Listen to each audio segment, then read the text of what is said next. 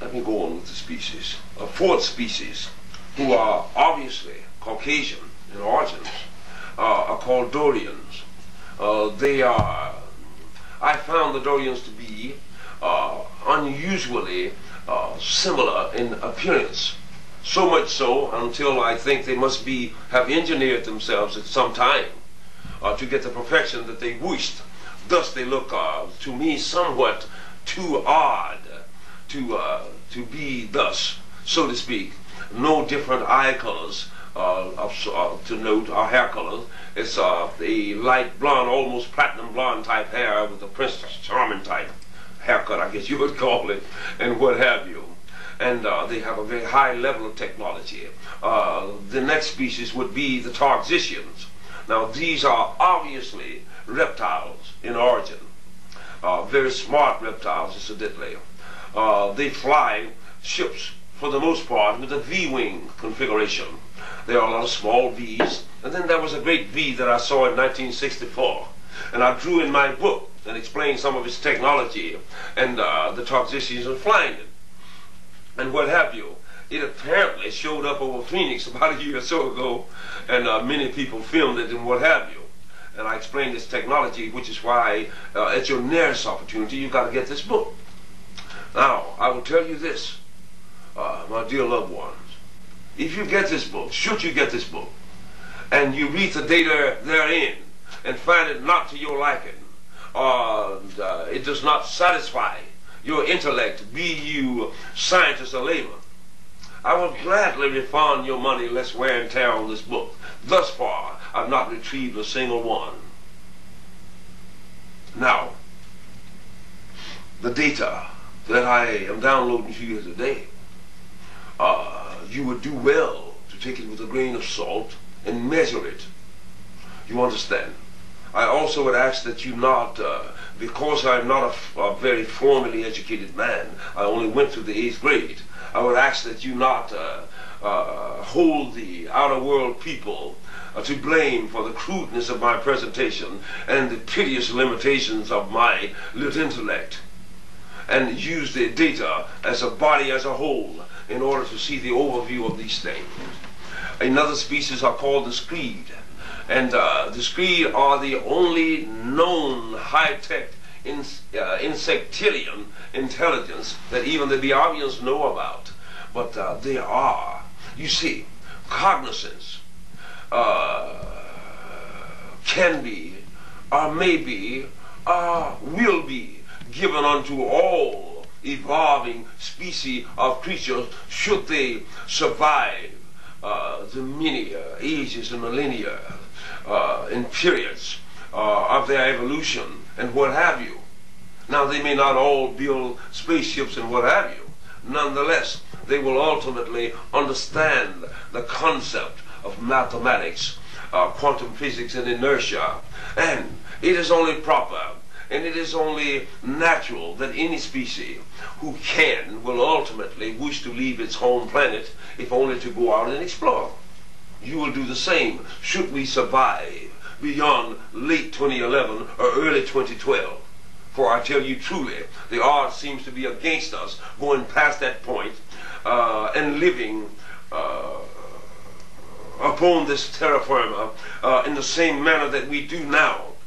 For our data, their data, tells them water samples, air samples, ozone samples, depletion of the ozone, poisoning of the water table, rampant population growth, the advancement of certain new viral infections and things of this nature, that by the year late 2011, the Earth would have reached what they call terminal saturation, thus bringing about a snowballing domino effect of bringing down any species that cannot hang in massive numbers. This information, I tell you, may not be known as precisely by people in the Pentagon and other high places, but it is known of grievous enough until, had they any sense of the continuum, they would even now be starting crash programs to bring forth the new technologies, alternate fuel sources and things of this nature to help us pull this off. because we do collectively have the inventiveness, the brain power, the concepts, the intellect, the genius. Should we be able to, even for a moment, tolerate one another, regardless of sex, creed, color, religion, sexual persuasion, etc., etc.? If we do not come together, we're in a heap of trouble down here, even if we do come together and try to turn this thing around. There are certain among us, since 95% of the world's resources is held by 1% of the people, this 1% has opted, instead of using the financial outlay to clean rivers, to instead bury a lot of bottled water, build their own biospheres and even space stations and underground subterranean island hideaways and things of this nature. Apparently they have decided that if necessary we can sacrifice about 95 out of every 100 humans, and the other 5% can replenish the earth enough to be servants or whatever. So thereby it's cheaper to, you know, let them bug out. I know who they are, where they are, their installations and things of this nature. It will not work. The only thing that will work if we come to our senses and start doing the right thing around here. There's a seventh species. I could not get its name. I was told its name, but it's so long and complicated. Now this species is formless.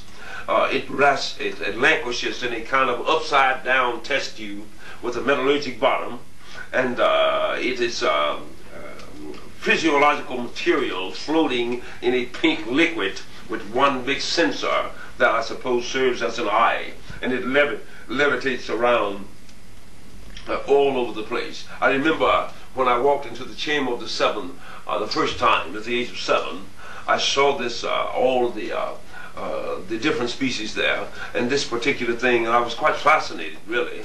So I walked up to it, and I couldn't, when I came within 7 feet of it, I had to stop.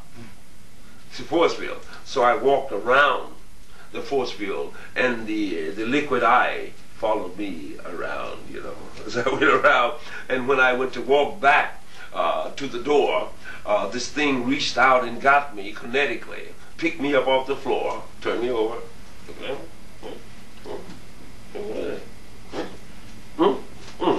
You know, like that. So I said, hey, I ain't gonna mess with him no more. You know, right. He was saying, you looking at me, I'm gonna look at you. Yeah.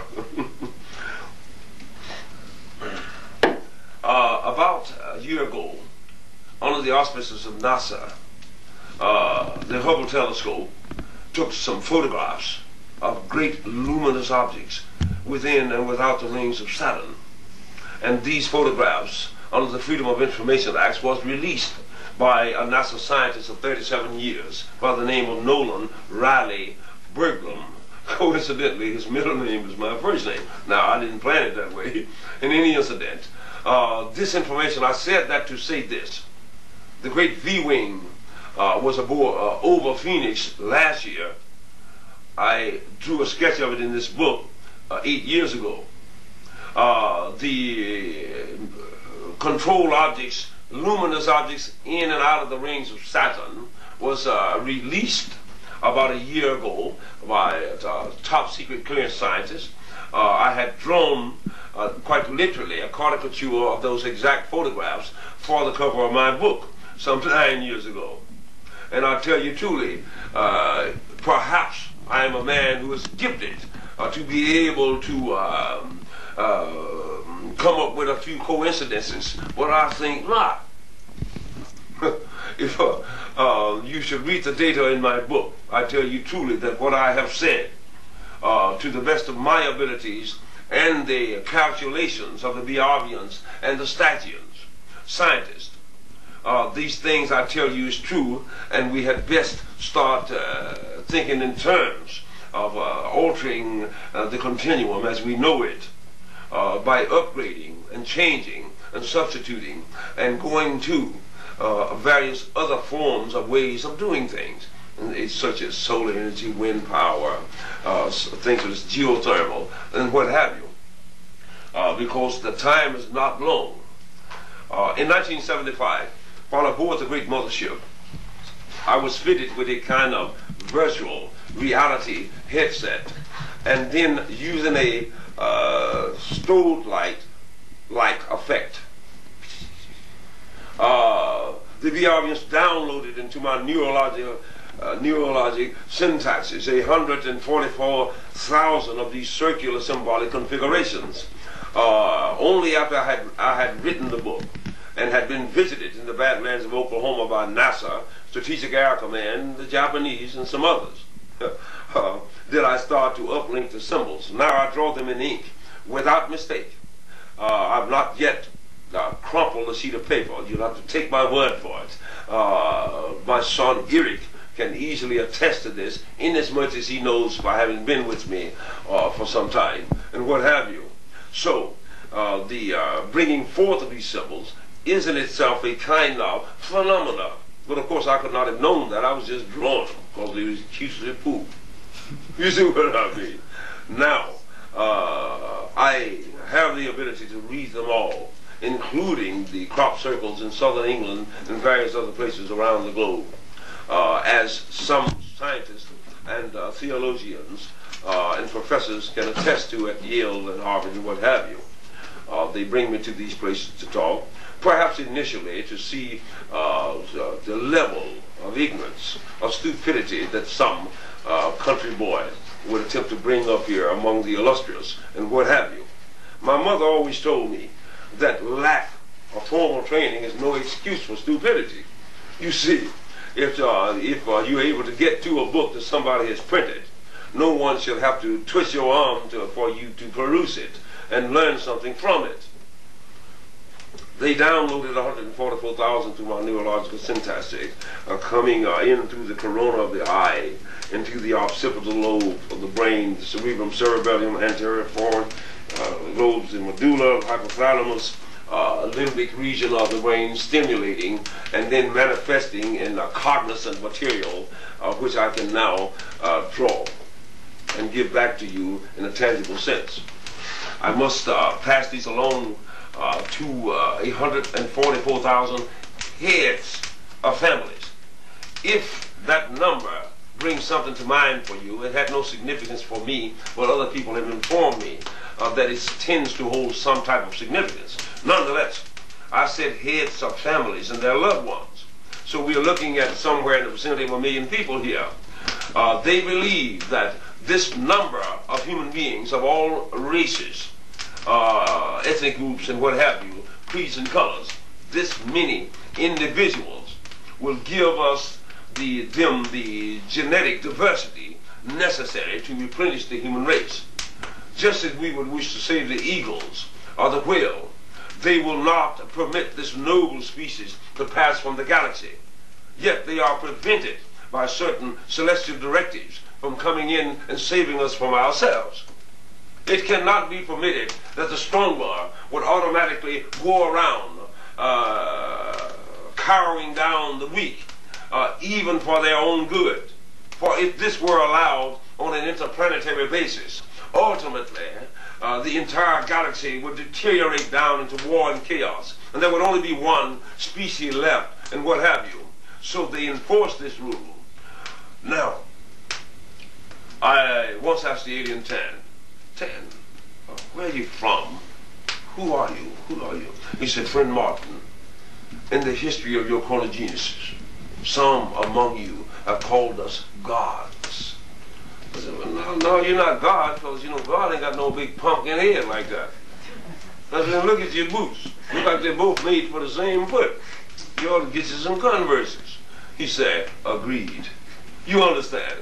Unfortunately, many people upon the earth who have had, at one time or the other, contact, so to speak, have taken a little bit of information and expanded upon it, extrapolated or invented their own continuums to this information, so grievously so until we get things like the Heaven Gates people and things of this nature.